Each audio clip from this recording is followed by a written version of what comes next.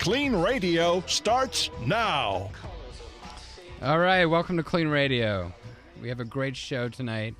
We have Ethlie Ann Vare, a specialist on love, addiction, and I can't wait to get her in here. But as usual, we will start off with the 10 minutes of banter between myself and Judah Friedman, my co-host. You didn't even say who you are. Well, they could think you're Judah and I'm Andrew, and I don't want anybody out there making that mistake. You don't want to be known. No. This voice has to be associated with me no matter what. No matter what. Well, okay, well, I am Andrew Spanswick. And I'm Judah Friedman. And we're on KLEAN Radio, and we're going to talk about addiction and recovery. Yeah. And we're going to hopefully take some people's calls. We got a really great show tonight. I'm really excited about the show. Yeah. Just been some really interesting things happening.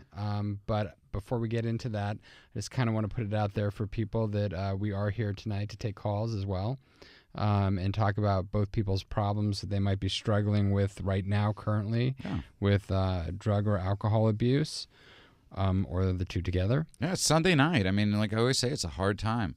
Sunday night's a hard time for addicts. Especially if your football team lost your football that day. team yeah. lost. Right? And so tonight's actually a great... no joke, my therapist used to worry about me. He always would say, I know for sure you're going to be here on a Monday after the Giants win. And you have no excuses. And when the Giants would lose, he'd be a little nervous I wouldn't show up. Oh, no. Is that bad, huh? And he was partially correct. He was partially correct. But it's amazing, and we were talking about this. Actually, we watched the game together, and it's really amazing. And I was asking you this before. I mean, so people understand who you are. You've been you've been helping people for the past 20 years. 22 years, 22 years. In mental health and substance abuse treatment. And you're from Louisiana. I'm sure you've seen a lot of New York, Louisiana. Right, but I'm LA. saying recently. And I think it's cool because you're a Saints fan, and you're going through a rough time. I was a big Saints fan, and yes, it's been a very rough day. Right, and or 2 days. But you constantly hear, it's like, remember when the Saints won the Super Bowl that year, and it was like right after Katrina, and you constantly hear this thing about sports, how it could save the city. Yeah.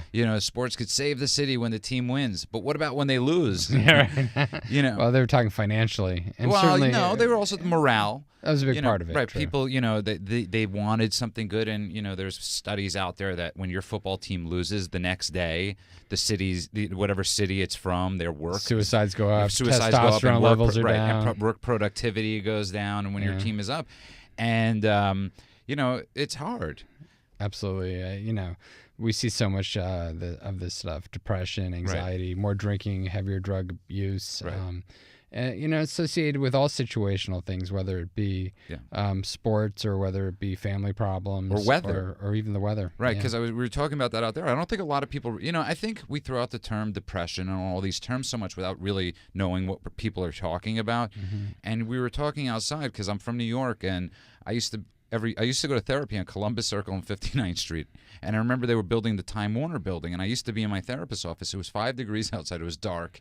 And I used to go to my therapist, I got to leave New York.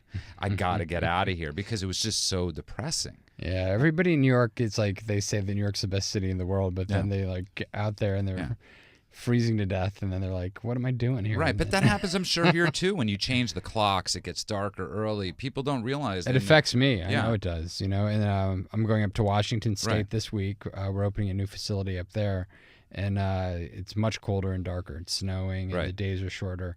And I just even going up there for a week, I noticed a difference. Yeah, the thought process going, it's like it's going to be dark at 4:30, and it's going to be freezing cold. And I think people have a big fear, and we speak about this often, of when you want to get sober. Getting sober is a scary thing because especially when you're an addict and alcoholic, you think of how many people do we meet that they're scared to stop drinking because one day they might get married and they might not be able to have a glass of wine at their reception. Well, that, and it's it's such a safety bubble for so many people. Right. I mean, when you're really an addict, you really think that that's the only way that you can feel okay. And you see no other way. Yeah, you drink yourself into the bottle, as they say. And you can't imagine life with it. And that's the ending, is when you can't imagine life with it and you can't imagine life without it. Right. Let's throw out our numbers so people know how to call us. You're listening to KLEAN Radio Live. The number here is 888-539-2980. That's 888-539-2980. You're listening to KLEAN Radio. You could find us on Facebook at KLEAN Radio, and you could also find all our past shows at KLEANRadio.com. It's Clean And you with can a watch K. us streaming live if You you'd can like. watch us streaming live and actually find out what Andrew and Judah actually look like. You might not want to, and that might ruin Although your... with Judah's girlfriend, he's off the market now. Yes, so. I am off the market, and everybody's going to be wondering. It was really funny, though, we were talking about today, because I'm the guy everybody always constantly sees and says, how did you get that How girl? did you get that girl? Yeah. Right, and it's like she sees me, she hears me on the radio, she sees how crazy I am. I'm convinced she's using. But. Using the Judah. And let's wish Mike Tyson a happy birthday. Absolutely. And a happy sobriety birthday. He just shared that he has, and the story, we posted it actually on Facebook, that he's 2 years sober and he's great. a vegan. And it's amazing. And I was talking to you before the show, and we're going to bring our guest in a second, but also Lee Steinberg, who is the muse or the for Jerry Maguire. Right. Is broke. Well, they based his character and Jerry Maguire on him. And he consulted in the movie and all that stuff, and he's dead broke. And he was talking about how he's sober now, or a year and a half, or 2 years. And it's sort of fascinating because addiction doesn't know gender, it doesn't know socioeconomic, it doesn't know anything. We're talking about Mike Tyson, a guy from the Bronx that races pigeons, that was one of the greatest fighters of all time, and Lee Steinberg, one of the super agent, are in the same boat. Yeah, I mean, it affects everybody that it touches, and not just them, but their family members as well. Right, and the housewives at home, and all these, it doesn't matter. And so people out there that are listening, whether you're a mother that's kid is going through a rough time, your husband, your wife, anybody, yourself, there is hope. And that's one of the biggest reasons we wanted to do the show, was to show the hope. Absolutely, and that there is a life after treatment or after getting help and getting sober. Right. You can call us here in the studio. It's 888-539-2980. That's 888-539-2980. Good job. And what's the emergency number? If somebody's going through a rough time, we know this is a really tough thing to talk about. Yeah, if you don't want to talk on the air, but you still would like to talk to a treatment advisor, you can call 888-601-6040. That's 888-601-6040, and we have people that can help people with any problem. So last week we got a call from the amazingly talented publicist, Kathy Griffin. Yes, who I've worked with in the past, and she's done incredible work. That's Kathy Griffin, and she wanted one of her clients to come into the studio tonight, Ethlie Ann Vare. She didn't even have to beg. I was just like, I was so thankful for her to actually call. I actually was. I was actually excited that Kathy called, and we have an author in the studio tonight. This is an amazing looking book. It's called Love Addict. It's written by the author who's sitting to the right of me, is Ethlie Ann Vare.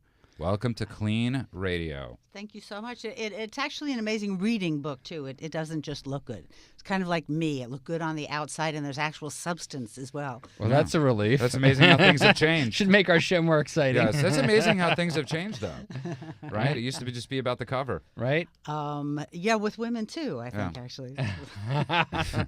And you're also sober. I'm glad that I don't have to make the misogynistic remarks tonight. I'll be in much less trouble with my mother tomorrow. But what's great is we were outside and we were making sure that about talking about certain subjects, that it's okay to laugh. Oh, you have to laugh. One of the reasons that I wrote this book is that I always say that if you have suffered with love addiction, you have cried plenty. You do not need to cry anymore. And so much of the recovery material, especially about these really deep emotional things, they're just like, yes, I want to get in touch with my inner pain, but please, can I not be in pain today? Can I just laugh today? So for the layperson out there, what is love addiction? And for Judah, and it's a funny word, and it's a funny word to use to ask from a laid person. For a lay person, I'm joking. for our average listener. Right. I'm joking. That's But I got the lay person. Okay. I was trying just to saying say that to someone FCC before. license. I was saying that celibacy and not getting laid are not the same thing. Sex and love addiction are the newest and trendiest and hottest topics in the world of recovery, but they are also, I think, in a position that alcoholism was in perhaps the 1940s or 50s, where there's still a lot of shame associated with them. And we're seeing a lot of media about sex addiction because, after all, it's sexy, duh. And we're having a lot of celebrities who are coming out talking about their sex addiction, mostly men. And a lot of it is with a certain amount of pride. It's just like, I'm a sex addict. I've had sex with 5,000 women. It's just like, oh, you poor guy. And people write back and say, that's not addiction. That's a perk of being a successful athlete. Right, like Wilt Chamberlain, when he came out and he said he'd slept with 25,000 women or something. I forget if that's the right number, but everybody was like, thought he was a hero. And people are finally beginning to see, oh, that's actually a really empty, sad place to be, that you're constantly needing a new conquest, a new experience, that sex and love addiction are essentially, they're what we now call process addictions. They're very much like gambling. They're very much like shopping, debting, hoarding, overeating. These are addictions that are caused by the same basic genetic misprint in our genetic code, where our reward centers in our brain are not responding properly to the things that other people are getting rewarded by. We need extra stimulation. And what is more stimulating than sex? I mean, we have photographs showing the brain responding to orgasm the same way it responds to cocaine. Is this something that's come about, specifically love addiction, and because of the fact that we now have recreational sex due to birth control, or has this been going on throughout history? Interesting. Very good question, Andrew Spanswick. I actually have a chapter on the history here, and it's been around for a while. It just went by other names. The male sex addict was called called satyriasis, the inability to be satisfied by one woman. And then with women, it was called nymphomania. It was called hysteric dysphoria. I mean, it's gone through different names throughout history, but it apparently has existed. What has been different is the way it's been looked at by the culture at different times in history. Usually it's appropriate for a woman to be what we would now call a love addict. No one has a problem with the woman who is suffering the abusive relationship, staying put in the toxic relationship, taking all manner of crap to keep the man at home and the family together. And it was okay for the man to be messing around. Different eras will look at the dynamic differently, but the behaviors have always been there. It's like the old adage, like the man with a lot of women is the playboy, and the woman is the whore. Do you think ED drugs have exacerbated this problem with men? And erectile dysfunctional drugs. I mean, I don't sleep with that many men that old, so I. Well, I see even younger guys, like 30s, 40s, that are using these drugs it recreationally. Well, Tiger Woods, right? Wasn't he taking a cocktail of Cialis and Viagra or something, and with the Ambien and just mixing the whole. But see, I think the interesting thing about Tiger Woods is that, in my opinion, Tiger Woods was more of an infatuation addict than he was a pure sex addict. So because he was having these little romantic relationships with these women. It wasn't about just getting laid. You can always get laid. It's about he wanted validation, people to be in love with him. Wasn't that and narcissism? He wanted to be in love with them. I'm sorry, Isn't that narcissism? Well, I think it's probably indicative of narcissistic traits, possibly, although it could be low self-esteem as well. Because that's the thing. There's so much overlap. There's a lot of overlap. And different people are specific, but I think addiction has a broader swath, and then you look at individual behaviors and you look at where in the continuum a certain person lies and what their behavior patterns are. But addiction is addiction. Addiction is, I don't feel okay. I need something outside me to make me feel okay. Right. Filling that hole. Yeah. No pun intended. You are listening to KLEAN Radio Live. The number here is 888-539-2980. That's 888-539-2980. We're in the studio tonight with author of Love Addict, Ethlie Ann Vare. Give us a call. Ask any questions you have about addiction, alcoholism, and all this stuff. Yeah, so tell us a little bit about your background. Obviously, you've done a lot of work in addiction, but you've also had quite a career.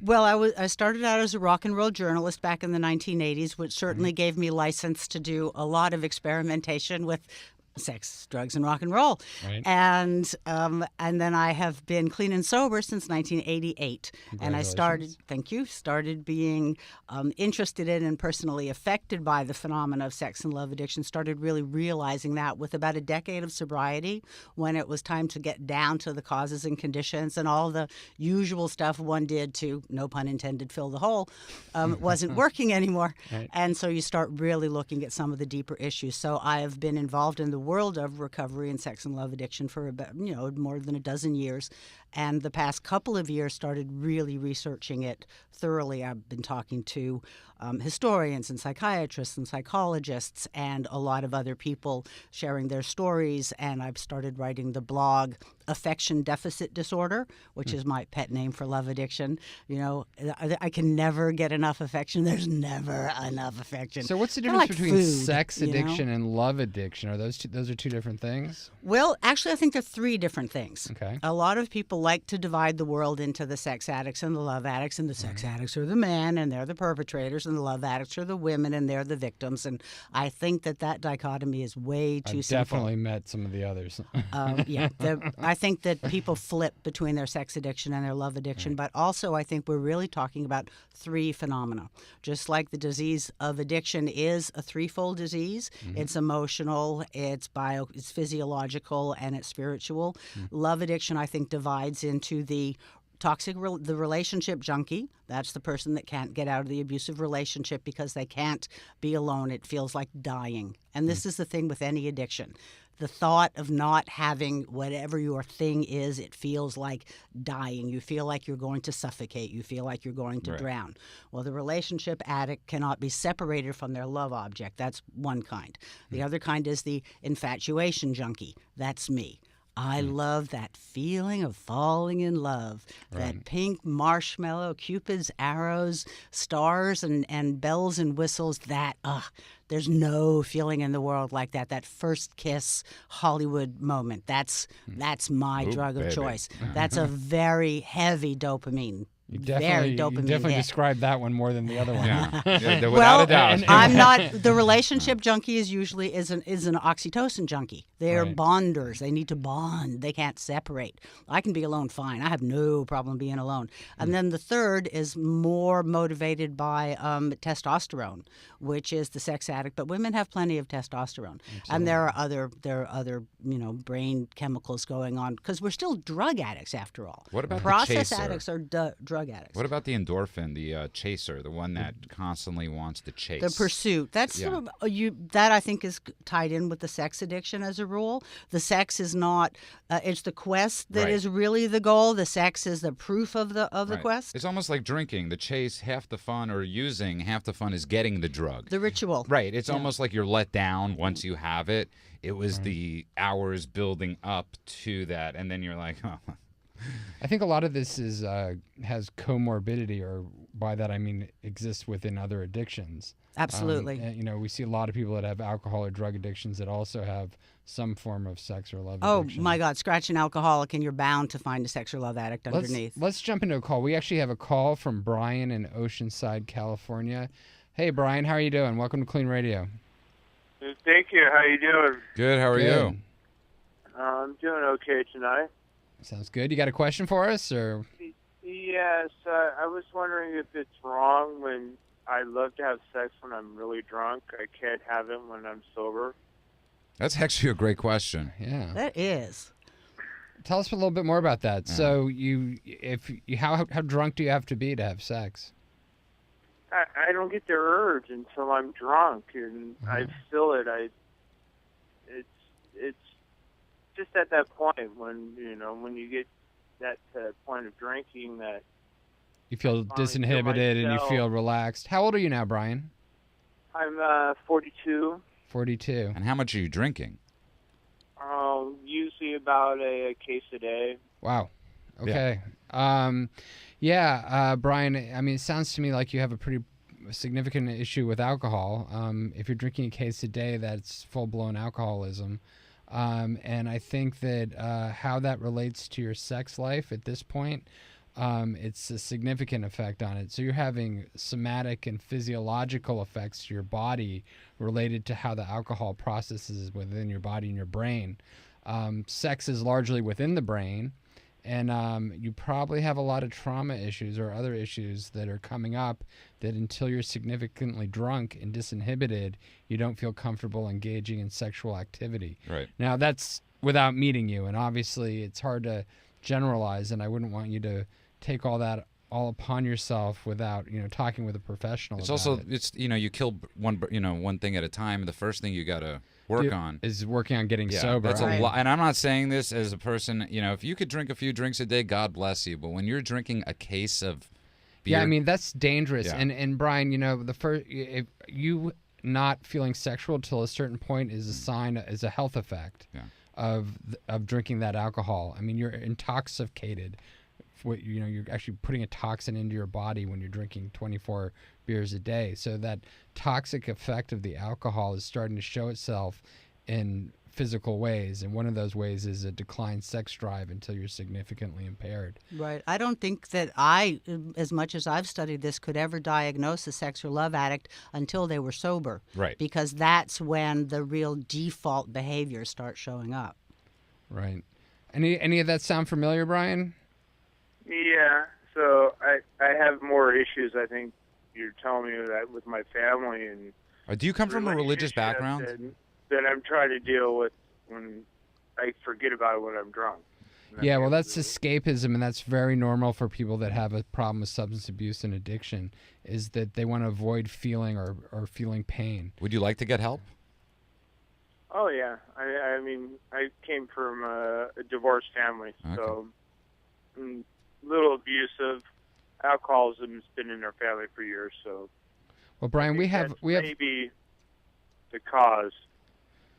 It can hurt. Yeah, I would give yourself a chance. There's so much help available, either through us or through other people that we can get you in touch with. So if you just hold on the line, I'm going to let one of the producers speak to you and get you some help. But thank you so much for calling in, and just an incredibly good question. Thank you so much, Brian. And you're listening to KLEAN Radio Live here on KFWB News Talk 980, also News Talk 760 KFMB San Diego.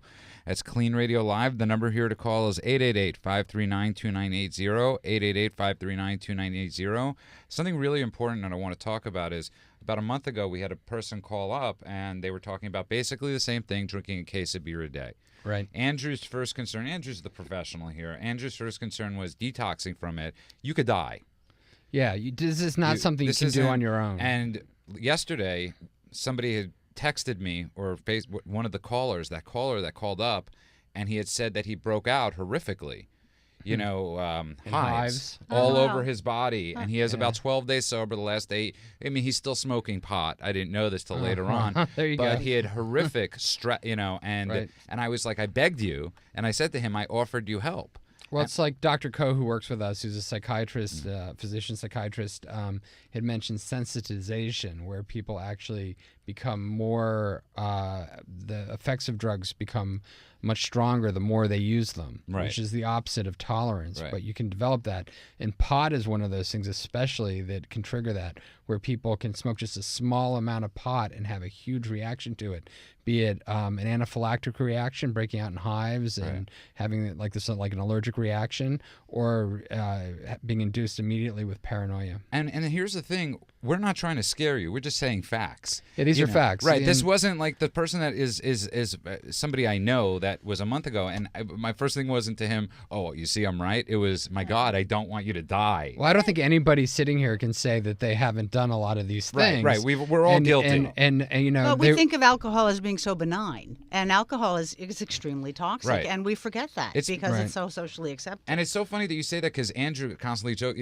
we were talking about this before, that I'm one of the few, I'm 35 years old, I've been sober a little over 13 years, I'm a dinosaur, I'm one of the few people that just drank. And it's so funny that I preface it by saying I just drank. Right, just. Because I'm not a crack demon, or, But, it's funny also if you think about it, if like crack made you throw up and get sick and swear you'd never do it again the next day, and gave you the shakes and DTs, right? You'd understand why it was on Schedule 1. Alcohol does all that, and you can buy it in your grocery store. Right. So, but we've been accustomed and culturalized and raised with that substance around us all the time. Hey, cigarettes are the only substance legally sold in America that will kill you when used as directed. We don't talk about that on the air. It's Judas addiction. But we're in the studio tonight with author of Love Addict, Ethlie Ann Vare. And how long do you get personal in the book? Is it a personal story? Yes, I do tell Okay. a personal story, and I'll say that it's love addicts, sex, romance, and other dangerous drugs. So I really do talk about the physiologic effects of addiction to sex and love. And yes, I do tell my own story with all the sad, pathetic, sexy, exciting, dirty details, if you really want to know. And you're going to read us one of these stories, but I was actually going to read you the symptoms of withdrawal. Yeah, let's hear that. Because so many people relate to that. But the caller was wondering, could he possibly be a sex or love addict? Well, it's not hairy palms, right? No, just joking. Let me see your hand. You have to speak into the mic. I will speak into the mic, and I apologize for looking away because I'm so distractible. And my motto in life is squirrel. Hence your website, your blog is called Affection Deficit Disorder. It's called Affection Deficit Disorder. I also actually have Attention Deficit We have Disorder. 1 minute before we have to take you a could read us. break. Can you read us into break? Or is it going to take longer If I than read that? fast, it says, read fast. have you ever felt this way? You're curled up on the couch in a fetal position, waiting for him to call. Nothing else in the world matters, nothing. The void inside you is so big you could crawl into it. You have no appetite, but it doesn't matter because you can't taste anything anyway except maybe sugar and salt. You relive past conversations in your head, revising and rewording them over and over. You weep at random intervals. You can't fall asleep. When you finally do fall asleep, you can't stay asleep. Then you can't get out of bed. When you do finally get up, you reread some old emails or listen to old voicemails. It's calming a little to hear that voice. You write an email you will never send, revising and rewording it over and over. You weep at random intervals. The phone rings and you leap for it like it's a pot boiling over on the stove. And you're listening to KLEAN Radio. We'll be right back.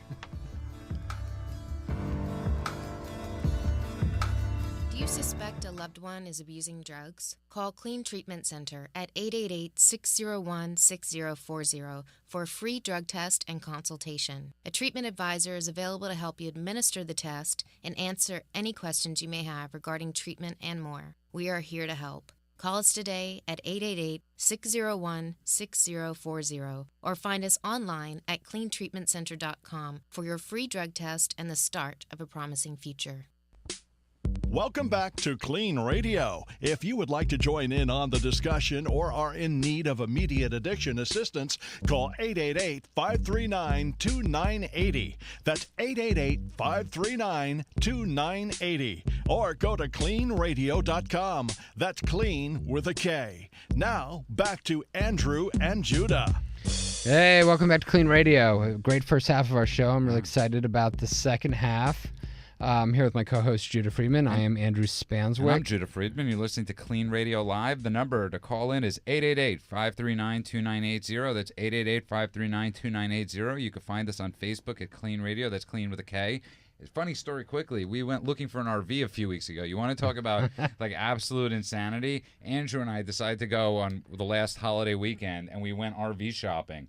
We don't drive across America or anything, and we go RV shopping. The reason I thought about it was because they had a company out there that started with a K, the name of the company too. Yeah, they did this, some comfort van or something. Yeah, like with that. a K. Anyway. So, no, wait a minute. So you don't go driving cross country, but you needed an RV for It was just It was complete just one of those- stupidity. floating Like- cat house. Well, we would had drive this- by the yeah. RV places all the time, and so we had figured, like, who are these $20,000 people? on us, we would be doing remotes out of the, Out of the RV. And thank God we don't Anyway. carry $20,000 in cash on us.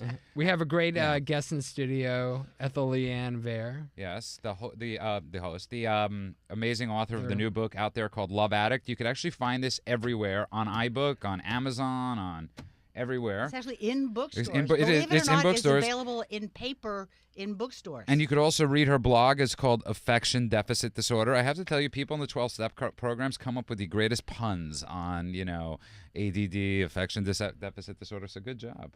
Well, thank you, but I really feel that is the root of my disease. I mean, I just need attention, affection, acknowledgement, validation. Yeah. Tell me I'm okay, please, Daddy. Tell me I'm okay. Okay, you're good. And you're great, baby. And we have a loyal listener. How do people watch us on the internet? I think it's important that people really can understand that they can watch us. Yeah, so you can watch us, and you can watch all our past shows and find out all this information. Get resource and assistance. www. I hate saying that. I'm joking. Go to cleanradio.com. That's clean with a K. Cleanradio.com. find our old shows, listen to them. We've had some amazing information out there. And we're not just, I mean, here's the thing. There are a lot of people out there who are struggling, you know, like our last caller, and it's okay. You're going to be okay, you know, and I think that's one of the messages I'm sure Ethlie has in her book, Love Addict, is that you're going to be okay. Because when you're struggling, and maybe not just okay. You're going to be great. Maybe things can be a lot better than you ever imagined. They will be. If you get sober, you know, and I used to hate when people say this. I remember I used to just be so sad my first year of sobriety. And like one time, this girl rejected me, and this guy named Roy goes to me, Judah. Just one time? Day. Yeah, just one time. One of the many. And he goes to me, Judah, one day they'll be like, you won't know what to do with them. And he lied. But I did find an amazing girl. You know, I couldn't. But when you get sober or when you're in pain and you're in that dark tunnel, you can't see the light out. And we have a caller. Yeah, let's take a call. We got another call. We got Priscilla from Silver Lake. Priscilla, welcome to Clean Radio. Oh, hi, how are you? Good, how are you? What's going on? I hear you have a problem with meth. Yeah.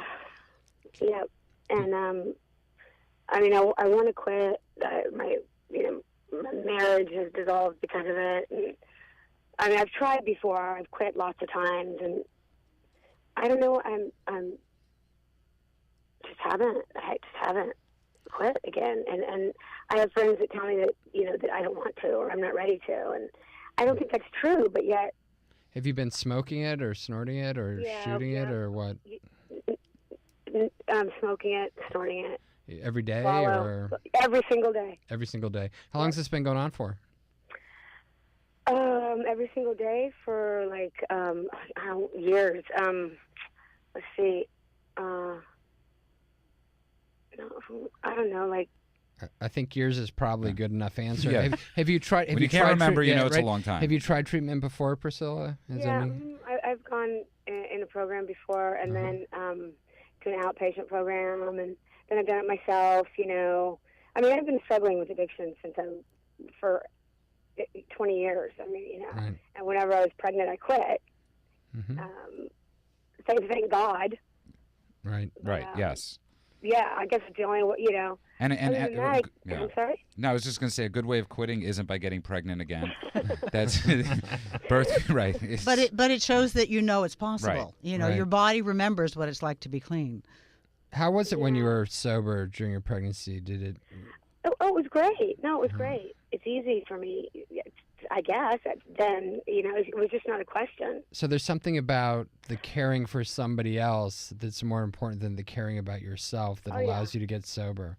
I tell my husband, you know, he's like, I don't want you to do it for us to get back together. I want you to do it for you. And it's like, well, if I was going to do it for me, it'd be done. You know?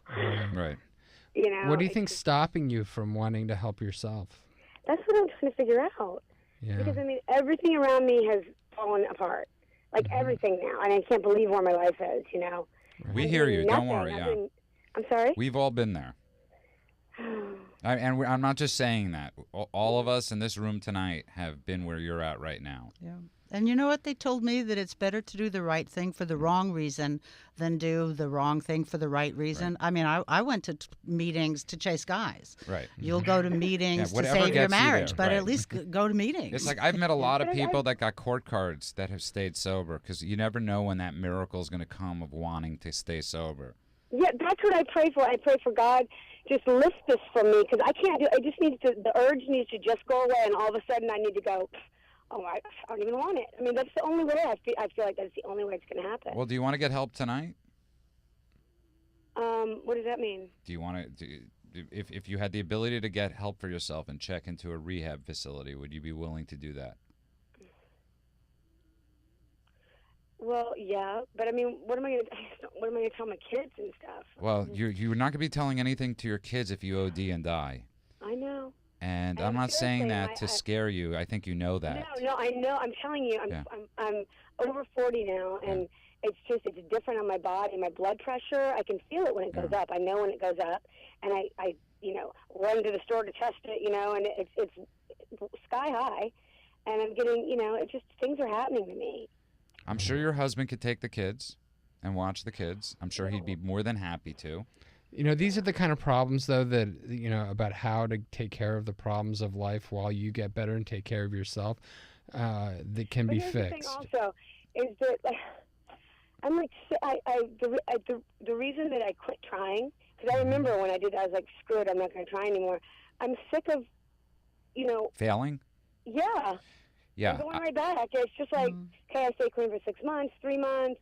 It took me 4 years to get my first year of sobriety. It literally, and I'm not saying that for the effect, it took me 4 years and many rehabs to get 1 year of sobriety, and I've had 13 years since. And I want to tell you something. When you stay sober and you live a life, things seem to work out. And I don't know how it is. I don't know why I got sober and I decided to work a program. My life became amazing in ways I couldn't have imagined it. And right now you're looking at your kids, and all you probably want to do, you can't, like we were just talking about, you can't even imagine if you get sober how an amazing mother you could be and gonna be. Well, clearly Priscilla, you're dealing with what we call ambivalence, which means that you have, two forces that are diametrically opposed that are pulling at you from opposite sides. You have the side of you that wants to get healthy and be there for your husband and your children, and then you have the side of you that just needs to escape and get high and doesn't want to face the pain of having to deal with your addiction. Oh yeah, that's what it is now. But years in the past, it like each time that, like each chunk of like 2 or 3 years that went by, the reason changed that I was doing it. Right. But all those are rationalizations. Right. Those are just stories that your head's making up to like support your addiction. Yeah. So the real thing is, do you want to know what is going to be a progressively worse and worse story, which is using one way or another that's going to end up with you dying. Right. There's or no good sick. part. There's nothing good that's going to come. You know, nobody did their best work on meth after they've been using it for several years. Right. And you're not going to do the best work for your kids or be there for your kids or your husband if you're still using. So the question is, do you take this step and the leap of faith to go towards something that can have huge, great possibilities, which is having a life, being there for your children, staying alive, rebuilding your relationship with your husband. And going through my head, this is ridiculous, but I'm going to gain weight, That was a huge fear of mine. I'm a former... And I'm one of those guys. I've struggled with bulimia. I've struggled with food issues, and a huge fear of mine. A lot of the fear of gaining weight, though, is the fear of being rejected or the feel of not being attractive. Or I know how not to do it. I mean, I know how to, what I can eat, what I can't eat, how I need to exercise. But it's fucking hard work, man. Yeah, but what's really not attractive is being dead. Yeah. I mean, you're going to be really skinny if you're dead. Right. So and nobody's going to look at your coffin and say, care. Wow, she looked great. Right? I mean, not to make light of it, but, it's when you're getting loaded and you're getting high and you're using drugs, you're going to tell yourself all sorts of stories, and you really, you're not in a position to judge. People that are actively engaged in drug use, they don't really know what they look like. Right. Third day tweaking, not a good look. Yeah, you're right. And when you get sober, and all of a sudden you start looking in the mirror and you don't even recognize yourself. You're like, who am I? It's like, So, and I'm sure you've been through that before a little bit, Priscilla. You sounds like you've been around the block in terms of dealing with addiction a few times. Yeah. If you want to get help tonight, Priscilla, what it comes down to is if you want to get help tonight, Andrew will figure out. Andrew runs Clean Treatment Center. He will figure out one way or the other to get you in. If you really want to get help tonight, if you want to get in and you want to do this, we will get you help tonight. Okay. Okay. I mean, that's if you want it. No, I do. Do I not want it? No. But wanting it will be checking in. Okay. And can you stay on the line? I can say, hey, I want to quit smoking. Like I can say it without a doubt. You know what I mean? But then it's like, I can't even... Here's the thing. You want to know, in the big book of Alcoholics Anonymous, and you'll tell me what comedian said this, one of the greatest things it says in there, it says, a spiritual life or an alcoholic death isn't always an easy question. That's basically saying, Priscilla, die in my own urine or you play with your kids the rest of your life. You're struggling with that. And we all get that in here. It's like Nipsey Russell who used to say, your money or your life. No, I was going to say it's Jack Benny. Jack Benny. Because he was notoriously cheap, and it was your money or your life. And you go like, I'm thinking. And that's alcoholism and addiction. And the best definition of alcoholism and addiction, and this is why I want you to get help tonight, it's like having sex with a gorilla. You're not done till the gorilla's done. And you might have this moment right now where we want you to get help. Priscilla, I've heard you call in, and you sound like a very caring and loving person. You clearly care about your children. and you care about your husband, and I think deep down you really care about yourself. And I think it's about just getting to the place where you can actually realize all of those things and make them a reality and get away from the addiction that's stopping you from being able to function. Can you stay on the line, Priscilla? We're going to have somebody call you if you want to get help. Okay. You guys are awesome, by the way. Thank you. You're awesome. Appreciate it. No, you're awesome, and we hope to see you in. tomorrow. We're in your corner, Yes. Priscilla. Just stay on the phone. We're going to have somebody pick it up and give you some help, okay? And no matter what, we're going to get you help. The number here, you're listening to KLEAN Radio Live. That's KLEAN with a K. The number is 888-539-2980. That's 888-539-2980. That's KLEAN Radio. That's KLEAN with a K. We're in the studio tonight with an amazing example of sobriety. She's an author with the name of Ethlie Ann Vare. She's sober 24 years. You're sober and love addicts, and you're a sober love addict? Is that the best? Or I guess we can say I'm a recovered love addict. But you're a woman, and I think it's really amazing. I'm still a woman. I've never recovered from that. But the reason I'm saying that is, Priscilla's on the line and she's struggling, and there are a lot of people out there, and I'm sure the picture of you now and the picture of you 24 years ago, 12 years ago is a totally different picture. Yes. And I think the coolest thing about sobriety is how the picture changes. Yeah, the image I always like to think of, and Priscilla, if you or anyone like you is still listening, I think of that moment in the Indiana Jones movie where he's got to step out over this like bottomless chasm, and it looks like there's nothing there. There's nothing for him to step on. He's going to fall to this bottomless chasm, but he has to take literally that leap of faith and step out into nothing. And the moment he steps out there, the stone bridge just appears. Right. It was there the whole time, but we couldn't see it. He couldn't see it, but once he took the leap of faith to step out into nothing, the stone bridge, the walkway appeared. And I think of us, those people who got clean and sober first, we're standing on the other side of that chasm and saying, it's okay, step, really, the bridge is there. It will appear. Just come on. But most it's people cool. get there. Come. Right. But most people get to that thing and they're like, I don't think the bridge is going to come out. The time has come in our show where I must take a call that we promised we would take. We will take a call. He's one of our most loyal listeners. Our most loyal listener. We have Sonny from Baltimore, Maryland today for some reason. Sonny, welcome back to KLEAN Radio. Sonny, welcome home. Sorry, Sonny came home. Yes. Thanks for taking my call. And before I get, first of all, now I have 2 questions. But what I like to know is this is very important. Can someone get an addiction off of gambling at a casino? And if so, how does it usually start? By gambling? Yeah, that's a good. It starts by gambling. Yeah, it's it's actually. You don't even need to go. The problem with gambling is you don't even need to go to casinos anymore.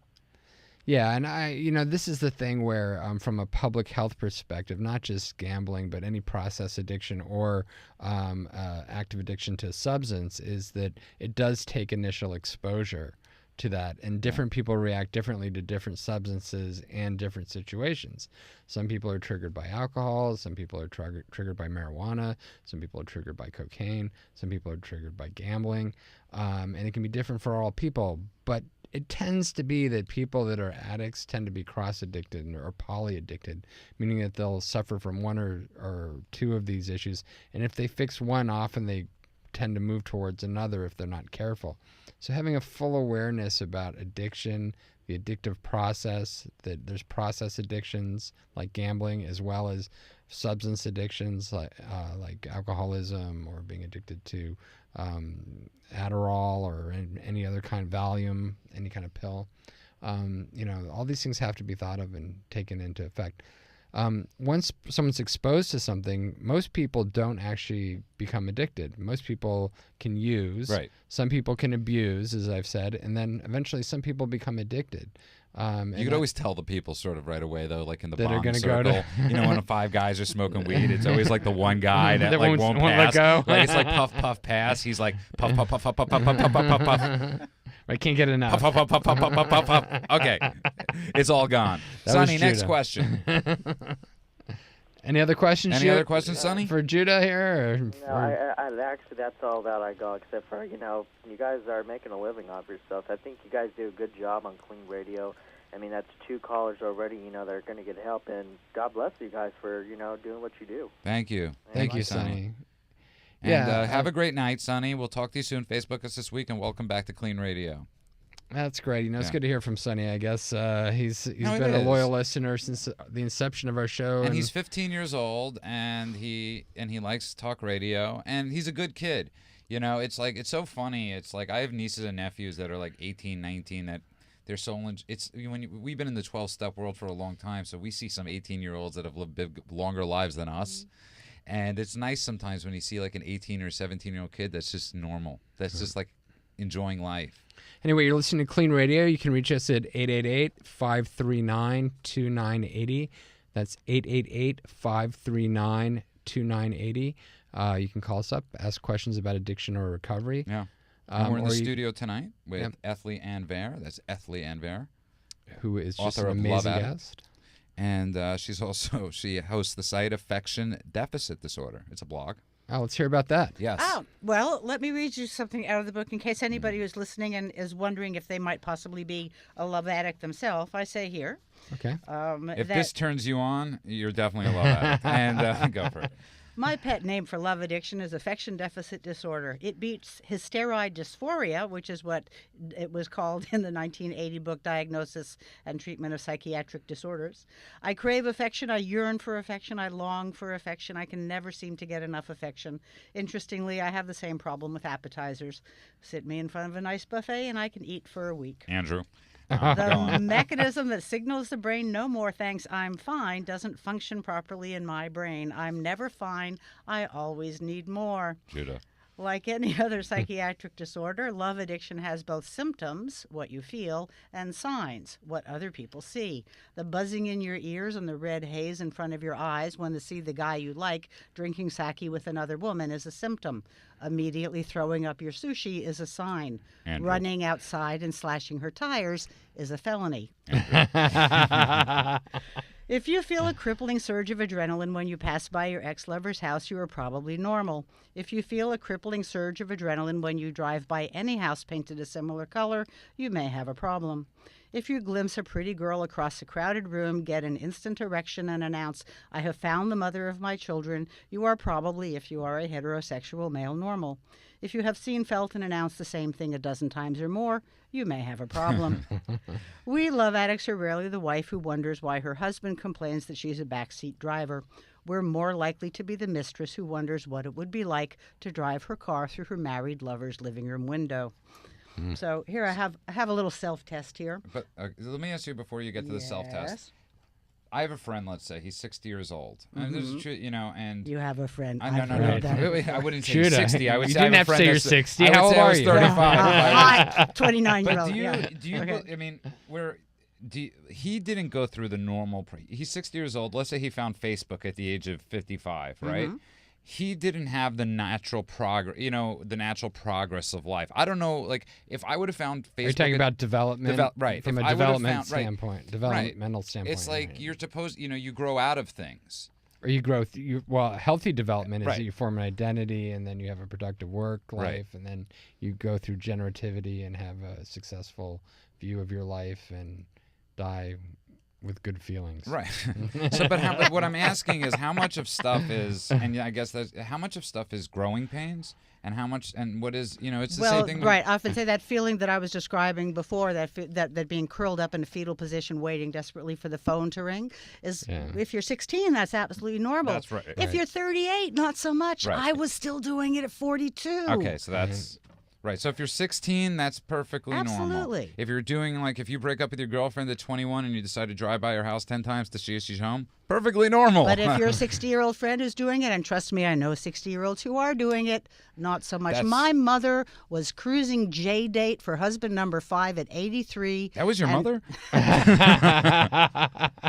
And still curling up in that fetal position. She was still waiting for Prince Charming to ride up on his white horse at 83. Oh, And she Judah's a committed heartbreaker. suicide. She committed suicide. She committed Oh, that's suicide. horrible. Because Wow. he was never coming. Yeah. At 83. So is that this, about this disease is unrealistic no ex- respecter of just like any other addiction. So you no have- respecter of age, of gender, of status, of position in life, of money, of nothing. So what's the underlying issues, though? You've got unrealistic expectations, right? Loneliness. Loneliness. Or fear of What- feeling. Well, a lot of people come from parents who had attachment disorders. Right. There are people who were never properly nurtured in the very early formative years, probably before we were even pre-verbal. We did not get what we needed to feel loved and safe and okay on this planet from the gate. And couple that with the genetic predisposition to addiction, particularly the dopamine addictions, which is, as you know, the D2 receptor for dopamine, blah, blah, blah, reward cascade. We can go on and on. So you have the genetic predisposition. You have the basic early nurturing deficit. Then you have behaviors which you get, as a woman, you get a lot of outside validation for being desirable. As a man, you get a lot of outside validation for being a conqueror. So you have all of these factors combining together, creating the full-blown addict, and then continuing to we get accolades. I mean, sex and love addicts, we were talking about earlier. Well, look at how hard guys work to have sex with women one time. And I always say this to people. It's fine to say, you can sleep with somebody once, but can you sleep with them 10 times? There you go. And it's very different. And for a woman, it's really hard to disassociate. You mean in the same night? It's like only Judah would think that way. It's hard to dissociate. He desires me, therefore he must love me. But it's hard for women to understand, just because he physically desires you doesn't mean he has love for you. It feels like love. Women frequently use sex as a coin to buy love. It's just like, I'll sleep with you, just don't make me wake up alone in the morning. Right. And they don't like themselves, so they're trying to figure out a way to get validation from someone else. You know what's amazing, too? I want to talk about a myth. I've known Andrew for a long time at this point, and not once have we ever done the knock on the crotch stuff where we talk about past women. Never once has Andrew told me a story, and I'm like, oh wow, you were with, usually more no, but never. And it's like this myth out there that guys. That, when Will Chamberlain talked about being with 25,000 women, when did he find the time? Right. I was like, oh my God, it's a lot of dinners. I mean, as a guy, I wasn't looking at him. I wasn't looking at him as a hero. I almost looked at it like people that are going through sex addiction. It is a job. And it's not fun anymore. If you talk to men who really are suffering from active sex addiction, you're talking about people who are up all night masturbating to porn until they're in physical pain. One of my best friends died of AIDS, and he was definitely a sex addict. And I was sort of always questioning whether sex addiction really existed before. I really got to know the inside story of what was going on behind his life, but he actually could not function on a daily basis because he had to involve himself in chasing sex online or finding sex and now you have all these consuming compulsive behavior. Now you have these websites, these gay, they're all homosexual Grindr and all like that, and where it's the internet is crack cocaine for Ashley Madison. It's and Ashley, when I see these Ashley Madison commercials, they have commercials. They're allowed to have commercials. It's on TV. I'm actually as a for guy, listeners that don't know, Ashley Anyone Madison who marries me, do not watch those commercials. Yeah, it's for if you're married and you want to have an affair. I am and is that where we've come? And I'm not like this saint, Anybody that's for sure. That's for dying sure. But anybody that knows me knows it's I'm not a saint. Yeah. But there's a certain point where it's, and I'm not saying this in a moral or, we do have some amount of ethics that we have to.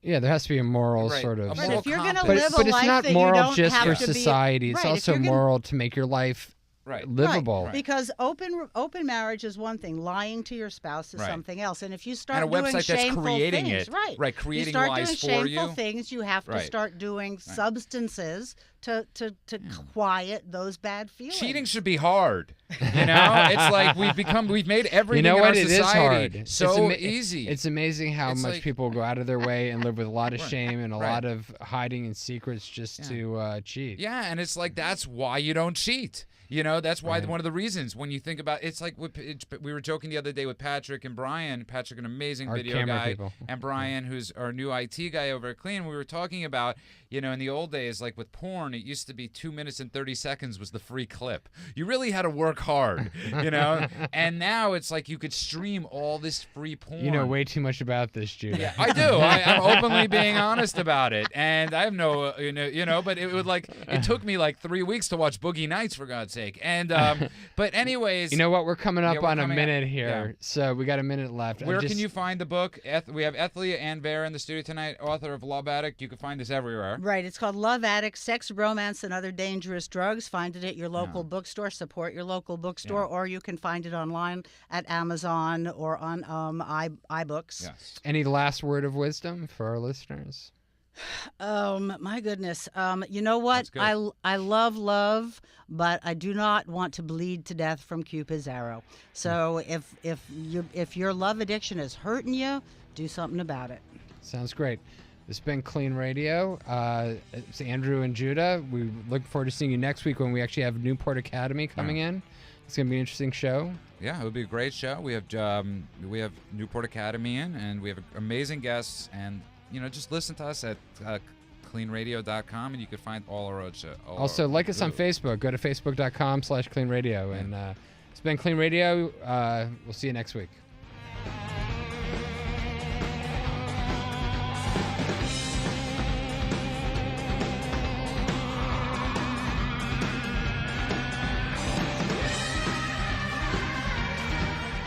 Do you suspect a loved one is abusing drugs? Call Clean Treatment Center at 888-601-6040 for a free drug test and consultation. A treatment advisor is available to help you administer the test and answer any questions you may have regarding treatment and more. We are here to help. Call us today at 888-601-6040 or find us online at cleantreatmentcenter.com for your free drug test and the start of a promising future.